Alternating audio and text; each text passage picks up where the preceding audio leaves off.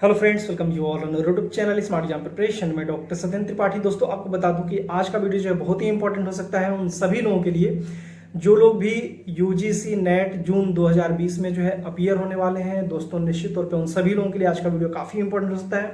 तो दोस्तों, पूरे वीडियो के दौरान बने रहे और हर एक पॉइंट को ध्यान सुने। दोस्तों, जो इंपॉर्टेंट पॉइंट है हमारे अकॉर्डिंग उन्हीं को मैंने कोशिश किया है कि आज के वीडियो में वो मेंशन करें, आपको जो है बताएं जो मेरा अभी तक का एक्सपीरियंस रहा है। जैसा कि आपको पता भी है, जो लोग इस चैनल से जुड़े होंगे उनको पता होगा कि दोस्तों हमारा जो है यूजीसी नेट और आईसीआर नेट दोनों जो है क्लियर है। तो जो मेरा एक्सपीरियंस है उसी के अकॉर्डिंग जो है आपको कुछ इंपॉर्टेंट पॉइंट आपको बताने जा रहा हूँ। तो दोस्तों, उन पॉइंट पे यदि आप ध्यान दो तो शायद जो है इस एग्जाम को जो है ये नेट जेआरएफ आप शायद जो है क्रैक कर सकते हो। ठीक है, तो दोस्तों इसमें जो है जो इंपॉर्टेंट बात है कि लास्ट मोमेंट में हम लोग जो है आखिर एग्जाम की प्रिपरेशन कैसे करें। ठीक है, क्योंकि आपके पास देखा जाए तो अब बहुत ही कम टाइम बचा हुआ है, केवल जो है लगभग 15-16 दिन आपके पास जो है टाइम है। अब उस टाइम में ही केवल जो है आपको पूरा सिलेबस कवर करना है। ठीक है, तो दोस्तों बहुत सारे एस्पायरेंट्स ऐसे होते हैं जो कि प्रेशर में आ जाते हैं। आप प्रिपरेशन पहले से बहुत अच्छी आपकी प्रिपरेशन रहती है, आप पहले से प्रिपरेशन काफी अच्छे ढंग से किए रहते हो, लेकिन लास्ट मोमेंट पे जब बिल्कुल कूल माइंड होकर के और आपको जो है अच्छे ढंग से उसको रिवाइज करने की जरूरत होती है, उस टाइम पे आप स्ट्रेस में आ जाते हो, काफी प्रेशर महसूस करते हो। इस कंडीशन में आपका जो है एग्जाम फिर वो गड़बड़ हो जाता है। ठीक है, तो इसलिए मैं बता रहा हूं कुछ जो इंपॉर्टेंट पॉइंट है उस पर आप विशेष ध्यान दो। ठीक है, जो पहला जो सबसे इंपॉर्टेंट पॉइंट है जो आपकी स्ट्रेंथ है। ठीक है, मतलब जो लगता है आपको कि जैसे आपने फर्स्ट पेपर पढ़ा, जैसे दोस्तों सपोज करो फर्स्ट पेपर की यदि बात करें हम लोग तो इसमें जो है 10 यूनिट होता है। ठीक है, और 10 यूनिट में आप देखते हो कि हर यूनिट से 5 क्वेश्चन आते हैं, मतलब 50 क्वेश्चन आपके फर्स्ट पेपर में। ठीक है, तो अब आप देखो कि आपका कौन सा पोर्शन सबसे स्ट्रांग है, जो आपकी स्ट्रेंथ है जैसे मैंने बताया आपको। तो अब हो सकता है कि आप केवल जो है मतलब 7 ही यूनिट ऐसी होगी जिसपे कि आपका जो है फुल कॉन्फिडेंस होगा और आपको लगता होगा कि इसमें से कहीं से भी क्वेश्चन आएंगे तो मैं कर सकता हूं। ठीक है, उन क्वेश्चन मतलब उन टॉपिक्स को जो भी उस यूनिट के उस सिलेबस के जो भी टॉपिक्स हैं उनको और अच्छे ढंग से आप रेडी करो, प्रिपेयर करो, जिससे कि आप इजिली उन सारे क्वेश्चन को कर सको। ठीक है, तो हो सकता है कि सपोज करो आप 5 क्वेश्चन यदि पर यूनिट आ रहा है और आप उसमें से मतलब 5 ये मान के चलो कि 5 क्वेश्चन हम कर लेंगे, बाई द वे 5 नहीं हो पाता तो 4 क्वेश्चन एटलीस्ट आप कर सको। तो इस तरह से देखा जाए तो 7 यूनिट में आप एटलीस्ट जो है 28 क्वेश्चन मतलब 28 क्वेश्चन आप आराम से जो है कर सकते हो। ठीक है, तो 28 क्वेश्चन यदि आपने सही कर दिया फर्स्ट पेपर में, ठीक है, मतलब ये केवल मैंने 7 यूनिट की बात की और ऐसा बिल्कुल भी नहीं कि जो बाकी 3 यूनिट है उनमें से आप जो है बिल्कुल भी क्वेश्चन नहीं कर सकते। ठीक है, तो उनमें से सपोज करो 2 या 3 क्वेश्चन भी आप कर देते हो तो एटलीस्ट आपका 30 क्वेश्चन आराम से हो सकता है। और चूंकि फर्स्ट पेपर में ही इन जनरल देखा जाए तो मैक्सिमम लोगों की जो प्रॉब्लम होती है फर्स्ट पेपर के साथ होती है। ठीक है, चूंकि फर्स्ट पेपर अपने सिलेबस का नहीं होता है और यदि सेकंड पेपर की बात करें तो वो तो चूंकि हम लोग मास्टर डिग्री में भी ऑलरेडी पढ़े होते हैं, काफी टाइम से वो पढ़ते रहते हैं, प्रिपरेशन भी उसकी करते हैं, तो वो अपने मतलब सेकंड पेपर जो है ऑलरेडी जो है स्ट्रांग होता है। लेकिन कुछ लोग ऐसे भी होते हैं जिनकी स्ट्रेंथ जो है फर्स्ट पेपर ही, बहुत सारे लोग ऐसे हैं जो कि फर्स्ट पेपर में ही काफी अच्छे मार्क्स जो है गेन कर पाते हैं। तो दोस्तों उन लोगों के साथ तो बहुत ही प्लस पॉइंट है, क्योंकि उनका फर्स्ट पेपर भी स्ट्रांग है और सेकंड पेपर तो ऑलरेडी वो चूंकि उसके सिलेबस वो पढ़े रहते हैं। ठीक है, तो दोस्तों इस तरह से यदि हम लोग अपनी स्ट्रेंथ को अपनी ताकत बना लें और उसको अच्छे ढंग से प्रिपेयर कर लें तो आपको कॉन्फिडेंस मतलब आपके अंदर एक कॉन्फिडेंस भी जो है डेवलप हो जाएगा कि चलो एटलीस्ट मेरे इसमें से जो है 30 क्वेश्चन तो मैं आराम से कर सकता हूं। ठीक है, उसके बाद भी प्लस हो सकता है, ऐसा नहीं है कि आप 30 के बाद नहीं कर सकते। ठीक है, तो दोस्तों इस तरह से ये तो बात हम लोगों ने किया फर्स्ट पेपर की। वैसे ही जो है सेकंड पेपर में भी जो मतलब चूंकि अब देखा जाए तो मान लो आपके पास यदि केवल मैं मान के चल रहा हूं कि 15 डेज आपके पास है। ठीक है, तो उस 15 डेज में आपको जो है बहुत सारा सिलेबस कवर करना है।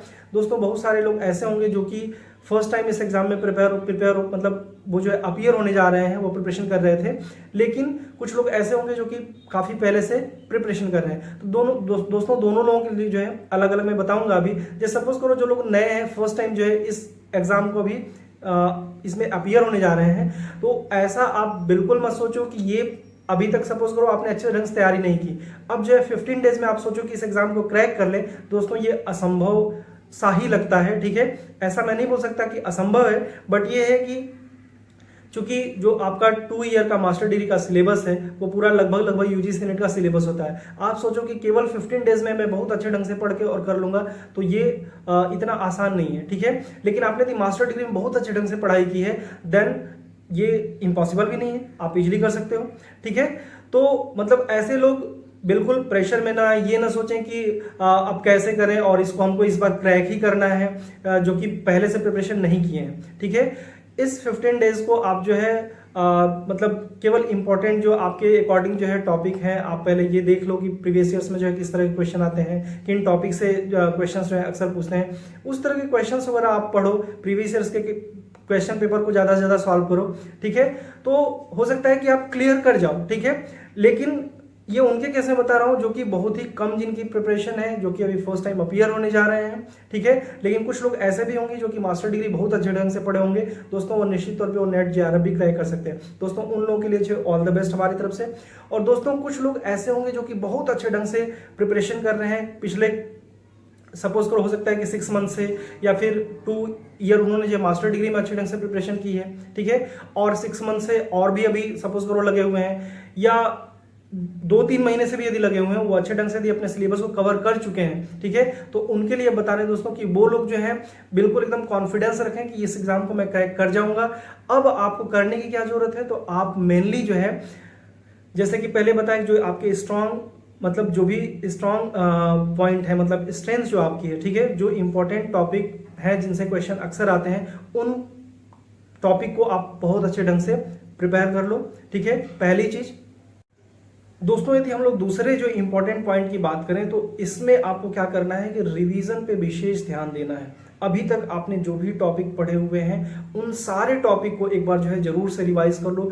हो सकता है कि आपको टाइम इस टाइम पे काफी देना पड़ेगा, आपको 12 घंटे 15 घंटे भी पढ़ सकते हैं, लेकिन चूंकि आपके पास केवल 15 दिन ही टाइम है, तो अपने हेल्थ का ध्यान रखते हुए, अपने आप का ध्यान रखते हुए आप जो है इस एग्जाम की प्रिपरेशन करो, क्योंकि ऐसा बिल्कुल भी नहीं है कि ये लास्ट अटेम्प्ट है, ठीक है।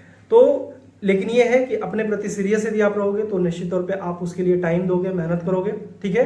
तो अब जो है आपको रिवीजन की जरूरत है, और हर वो इंपॉर्टेंट जो टॉपिक हैं जिनसे क्वेश्चन अक्सर पूछे जाते हैं उन टॉपिक्स को आप पहले कहीं जो है नोट डाउन कर लो। पहले भी आपको मैं कई सारे वीडियोस में बता चुका हूं कि जो इंपॉर्टेंट टॉपिक हैं जिनसे कि अक्सर जो है क्वेश्चन आप देखते हो कि एग्जाम में ये यूजीसी नेट के एग्जाम में जो है पूछे गए हैं, उन टॉपिक को एक जगह आप पहले जो है नोट डाउन कर लो कि कौन कौन से टॉपिक है जहां से क्वेश्चन बनते हैं और किस तरह के क्वेश्चन बनते हैं, जिससे कि आपको ये आइडिया लग जाता है कि इससे इस तरह के क्वेश्चन बन सकते हैं। अब किसी भी तरह से क्वेश्चन आएगा आप आराम से उस क्वेश्चन को कर सकते हो, ठीक है दोस्तों। ये तो बात हो गई जो है दूसरा इंपॉर्टेंट पॉइंट।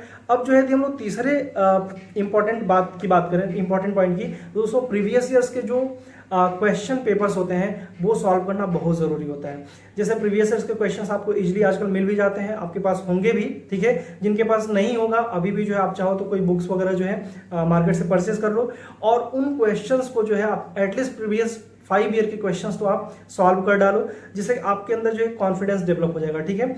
और उसको कोशिश करो कि 2 दिन में 1 या 2 दिन में कर डालो, क्योंकि टाइम बहुत कम है, ठीक है। ये नहीं कि आप प्रीवियस ईयर से केवल क्वेश्चन पेपर ही सॉल्व करते रह जाओ, तो इसका भी आपको ध्यान रखना है, ठीक है।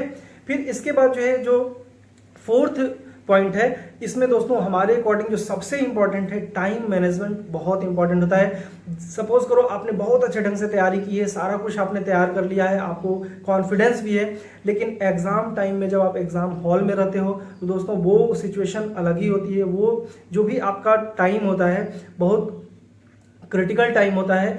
आप यदि साल भर या 2 साल से तैयारी कर रहे हो, लेकिन वो जो टाइम है, सपोज करो यदि कोई भी एग्जाम जो है यदि सपोज करो 3 आवर 2 आवर जितने भी घंटे का है, उस टाइम को आप यदि अच्छे ढंग से मतलब उस टाइम में आप अच्छे ढंग से जो है आपका माइंड कूल है, आप कॉन्सेंट्रेट होकर यदि कर पाए तब तो अच्छी बात है, उसका कुछ रिजल्ट अच्छा आएगा। अदरवाइज यदि उस टाइम को आप अच्छे ढंग से उस टाइम में आप अच्छे ढंग से नहीं कर पाए तो फिर आप देखते हो कि बहुत ही उसका बैड रिजल्ट होता है। तो दोस्तों बिल्कुल आप आराम से एकदम कूल माइंड होकर के उस एग्जाम को दो, और इसमें पहले ये डिसाइड कर लो, जैसे फर्स्ट पेपर की यदि बात करें हम लोग तो जो जैसे शुरू में आपको बताया कि 10 यूनिट उसमें होता है। अब 10 यूनिट में जो है बहुत सारे ऐसे यूनिट होंगे जिसको इजीली आप कर सकते हो। जैसे कुछ ऐसे होते हैं वन टाइम में जैसे आपने पढ़ा और उसका आंसर आपको पता है, उसको आपने टिक कर लिया। ठीक है, तो दोस्तों इस तरह के जितने भी क्वेश्चन हैं उनको पहले आप कर लो, जिससे कि आपका टाइम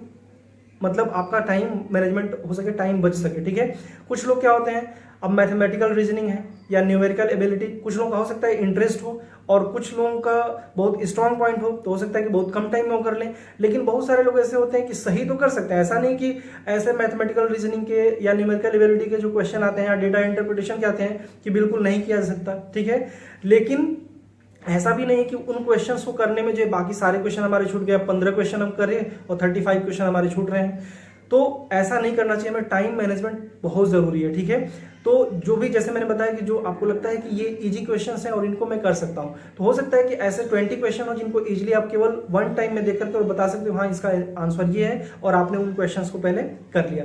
अब जो है लग रहा है कि उससे जो ज्यादा थोड़ा सा ज्यादा टाइम वाला है और जिसको मैं सॉल्व कर सकता हूँ, हो सकता है ऐसे 10 क्वेश्चन हो, उनको अब सॉल्व करने की जरूरत है, उनको आप सॉल्व करो। जब आप कर लोगे तो 20 क्वेश्चन जो और बचे आपके, हो सकता है कि आप बहुत मेहनत करोगे तो उसमें से केवल 10 क्वेश्चन ही कर पाओ या 15 क्वेश्चन ही कर पाओ। ठीक है, तो उन सारे क्वेश्चंस को जो है अब आप अटेम्प्ट करो, तो एटलीस्ट आपके 30 क्वेश्चन पहले हो चुके हैं। बाकी उसके बाद आप अटेम्प्ट करें तो ऐसा नहीं है कि आप उसमें से क्वेश्चन आपके सही नहीं होंगे। ठीक है, तो उनमें से भी कुछ क्वेश्चन बेहतर हो सकते हैं। तो इस तरह से देखा जाए तो 35 क्वेश्चन आराम से आप फर्स्ट पेपर में भी कर सकते हो। ठीक है, और उसके बाद दोस्तों बात आती है सेकंड पेपर की। ठीक है, तो सेकंड पेपर में भी आप वैसे ही करो, जैसे सपोज करो कुछ लोगों के पेपर्स में न्यूमेरिकल वगैरह आते हैं, तो चूंकि टाइम टेकिंग होता है, तो उसमें भी इस चीज का आप ध्यान रखो कि लगता है आपको कि जिन क्वेश्चन को आप इजीली कर सकते हो, वन टाइम में पढ़ करके कर सकते हो, उन क्वेश्चन करो। देन आप जो है जो टाइम वाले हैं, जिनको लगता है कि ज्यादा टाइम देना पड़ेगा, उन क्वेश्चंस को आप अटेम्प्ट करो। दोस्तों टाइम मैनेजमेंट बहुत इंपॉर्टेंट होता है और टाइम का आप विशेष ध्यान दें जब एग्जाम हॉल में आप रहते हैं और एग्जाम जिस टाइम पे देते रहते हैं। ठीक है, तो इस तरह से उम्मीद करता हूं कि दोस्तों आज का वीडियो जो है आप सभी लोगों के लिए काफी यूजफुल और इन्फॉर्मेटिव रहा होगा। दोस्तों इस से रिलेटेड नेट वगैरह के प्रिपरेशन से रिलेटेड जो है ऑलरेडी कई सारे वीडियोस जो है हमने यूट्यूब पे अपलोड किए हुए हैं अपने चैनल पे, तो उनसे रिलेटेड जो भी वीडियोस हैं आई बटन में भी मैं दे दूंगा, उससे आप जो है उन वीडियोस को आसानी से आप देख सकोगे।